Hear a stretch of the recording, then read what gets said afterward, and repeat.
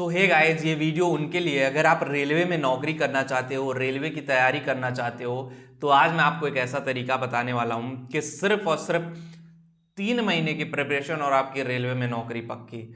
आपको लगेगा सर हवा हवाई में बात कर रहे हो, कैसे थ्री मंथ में हम क्रैक कर लेंगे। तो आपको मैं एक स्ट्रेटजी और एक प्लान बताऊंगा। उस प्लान और स्ट्रेटजी को फॉलो करना पड़ेगा, तभी जाकर के आप 3 मंथ के अंदर रेलवे में क्रैक कर लोगे।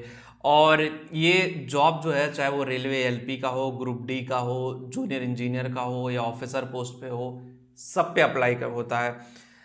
अब बहुत सारे लोग कहेंगे हम तो 2-2 साल 5-5 साल से तैयारी कर रहे हैं, नहीं हो रहा है। तो ऐसे में आपको मैं एक चीज़ बताना चाहूँगा, वैकेंसी भी आनी चाहिए। आपकी गलती नहीं है, वैकेंसी भी आनी चाहिए। मैंने देखा पिछले 5 सालों से रेलवे में उतनी वैकेंसीज नहीं आई हैं, अब जाके धीरे धीरे वैकेंसीज आ रही हैं। एएलपी की वैकेंसी आई, वो भी बहुत कम। जहाँ 30,000 वैकेंसी आती थी, वहाँ 7,000 8,000 वैकेंसी आ रही। लेकिन हाँ, कुछ ना से सही तो कुछ लोगों का भला तो होगा उसमें, 7,000 8,000 लोगों का भला तो होगा। तो मेरे हिसाब से वैकेंसी कंटिन्यू आती रहेगी तो वो बेटर है। अगर 8,000 वैकेंसी ही पर ईयर आती तो मतलब 30 35 40,000 वैकेंसीज हो जाती 5 सालों में। लेकिन एक लंबे गैप के बाद भी अगर इतनी वैकेंसी आती तो दैट्स नॉट ओके। तो चलिए, वो सब गवर्नमेंट की चीज़ है और हम बात करते हैं अभी की प्रिपरेशन स्ट्रेटजी की। सबसे पहले देखो, रेलवे में आपको देखना पड़ेगा कि किस टाइप के क्वेश्चन पूछे जाते हैं। देखो, जी के जनरल अवेयरनेस हो गया, आपकी इंग्लिश हो गई, मैथमेटिक्स हो गया। मैथमेटिक्स में भी बहुत हाई प्रोफाइल मैथमेटिक्स नहीं पूछा जाता एएलपी जैसी जगहों पे। तो आपको सबसे पहले मैं बता दूं लोग क्या गलती कर जाते हैं ना, आउट ऑफ सिलेबस पढ़ना शुरू कर देंगे। अगर वो कहेगा 12th की मैथ है, 10वीं की मैथ है, 8वीं की मैथ है, तो सारा मैथ ही पढ़ डालोगे। जो आपके सिलेबस में है वही चीज़ पढ़ो। जो आपके सिलेबस में है, जो कॉन्सेप्ट है कि भाई एएलपी का ये सिलेबस है, ग्रुप डी का ये सिलेबस है और पेट का ये सिलेबस है, पेट में इतने नंबर लाने के बाद आप एएलपी में बैठ पाओगे, तो वो सारे क्राइटेरिया को आपको फुलफिल करना पड़ेगा। मैक्सिमम स्टूडेंट सबसे पहली मिस्टेक तो यही करते हैं कि भाई उनको सिलेबस ही नहीं क्लियर होता है। तो आप रेलवे की वेबसाइट या जहाँ से आप फॉर्म डाल रहे हो वहाँ पे हर चीज़ मेंशन होती है, भाई पीडीएफ पूरा पड़ा होता। बहुत सारे लोग यूट्यूब पे भी पीडीएफ बना के डाले हुए हैं, हर चीज़ क्लियरली मेंशन है वहाँ पे कि भाई कैसे जाना है, किस तरह से चीज़ें होंगी, किस तरह से चीज़ें काम करेंगी। तो एग्जैक्ट मेंशन है चीज़ें, तो उसको आपको समझना पड़ेगा कि जब एग्जैक्ट चीज़ें मेंशन है कि किस तरह लेके जाना और किस तरह से चीज़ें काम करेंगी। जब आप उसको समझ जाओगे तो गाइस धीरे धीरे धीरे धीरे वहाँ से आपका करियर आगे जाएगा। और एक चीज़ और मैं बता दूं, जब आप रेलवे की तैयारी कर रहे हो ना, तो सिलेबस कवर अप कर लो।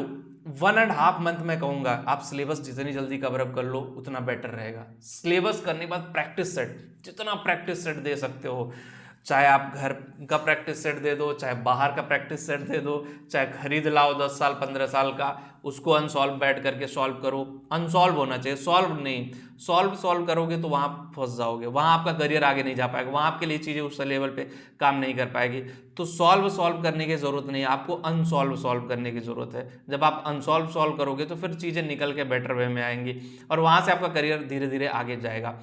और प्लान और स्ट्रेटजी ऐसी 3 महीने होनी चाहिए कि दीन दुनिया से थोड़ा सा मतलब कम रखना पड़ेगा। ऐसा नहीं कि भाई फ़ोन उठाना बंद कर दो, फ़ोन पे लोगों से बात करना बंद करो, ऐसे आप डिप्रेशन में चले जाओगे। ठीक है, बात करो, उनसे बात करो जो आपको पॉजिटिव माइंडसेट के साथ बात करते हैं, पॉजिटिव देते हैं, पॉजिटिवनेस जिससे आपको आता है। तो जब आप पॉजिटिव माइंडसेट के साथ काम करोगे, पॉजिटिवनेस के साथ लोगों के साथ जुड़ोगे, तो वो लोग कहीं ना कहीं आपके करियर ग्रोथ में मदद करेंगे। जब भी आपको निराशा होगी तो कहीं ना कहीं वो आपके साथ खड़े होंगे।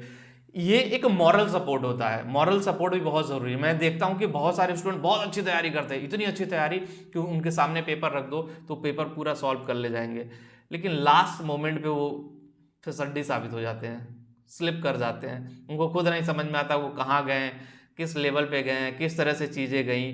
तो बहुत सारी चीज़ें कहाँ से कहाँ स्लिप कर जाती हैं, समझ से बाहर हो जाता। तो आपको उन सब चीज़ों को संभालने की ज़रूरत है और हमेशा जो माइनस मार्किंग उसको माइनस मार्किंग काउंट करें।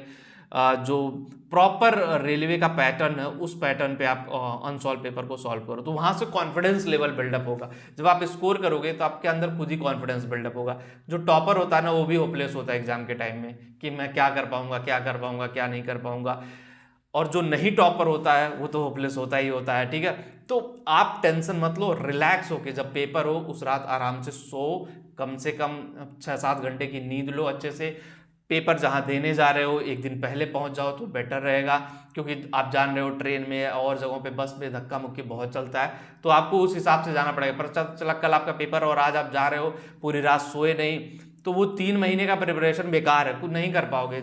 एग्जाम में सर दर्द कर रहा है, चीज़ें सही से नहीं हो रही, तो एक प्लान और एक स्ट्रेटजी जो मैं ये है कि उसको प्रॉपर फॉलो करिए। 3 मंथ अनसॉल्व लीजिए, सिलेबस जानिए, फिर जाकर के आप देखिए रेलवे के किसी भी एग्जाम में आप फेल नहीं हो सकते हो। और गाइस जितना प्रैक्टिस कर सकते हो, जितना प्रैक्टिस कर सकते हो उतना प्रैक्टिस करो, कंपटीशन का लेवल हाई है, ठीक है। और बस, और देखो वैकेंसीज आती रहेंगी और चीज़ें में भी बेटर वे में जाएं। और वीडियो में इतना ही होगा। इस वीडियो को पसंद आएगा, जो लोग टेलीग्राम पे वहाँ पे भी जाके ज्वाइन करें, जिनको करियर काउंसलिंग चाहिए, लिंक उसका डिस्क्रिप्शन दिया, एक बार जाकर के ज़रूर देखिए। मिलते हैं आपसे नेक्स्ट वीडियो में। Thank you.